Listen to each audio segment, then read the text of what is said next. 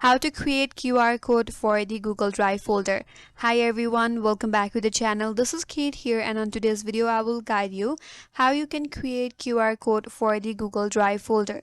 So without further delay, let's get started. First of all, you have to go to your Google Drive. Then select the folder that you want to create the QR code for. So go to that folder, click on the three dot icon next to it, and here click on share. Again, go to share. So once you're here, click on this restricted drop down under the general access so that anyone with the QR code or with the link can have access to your folder.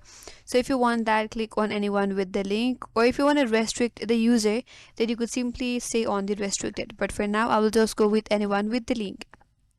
After that, click on copy link.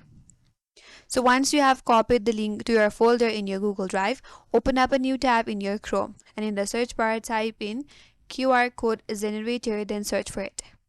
From the search results, you can simply go to the first link, that is Me QR.